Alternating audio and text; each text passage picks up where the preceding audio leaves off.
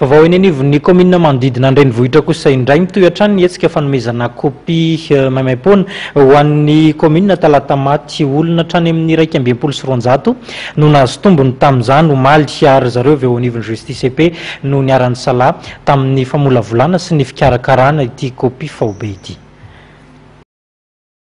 Ponao amin'ny talata maty miisa 120 no nanamboarany commune kopia naterahana. Tsy nahavita ara-potoana izay taratasy ara-panjakana ilaina amin'ny fiainan'izay izy ireo noho ny antony maro ka nahatonga ity commune ity manao hetsika toy izao isan-taona.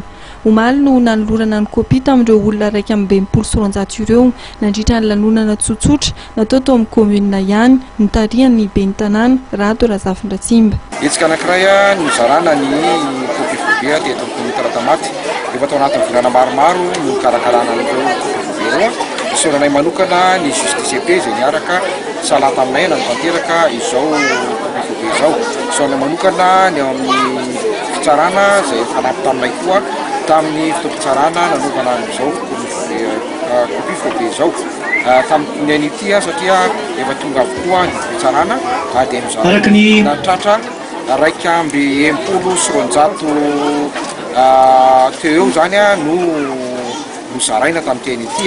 Izany hoe raha jerena amin'ny ankapobeny dia nisy natratra 20 taona ny zokony indrindra.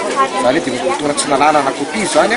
Izany izy kosa dia volana zany izay no nisy teto ary dia nafinaritra fa fahabe daholo ireo koa satria anisany fitaovana anankiray entina ao anatin'ny fiainana fananana kopia indrindra ho an'ny ankizy izay hianatra, ho an'ny lehibe izay hanambady sy nanaovana taratasy maro samihafa satria tsy manana kopia koa moa dia tsy afaka mivoaka eto amin'ny territoire Madagasikara hoe hanao taratasy ka andeha any ivelany. Ankoatra ny fokontany avian'ireto olona ireto izay nandray tanana voalohany ireo tsy manana kopia ireo dia niara-ny asa ihany koa tamin'ny justice EP ny commune tamin'izao hetsika izao.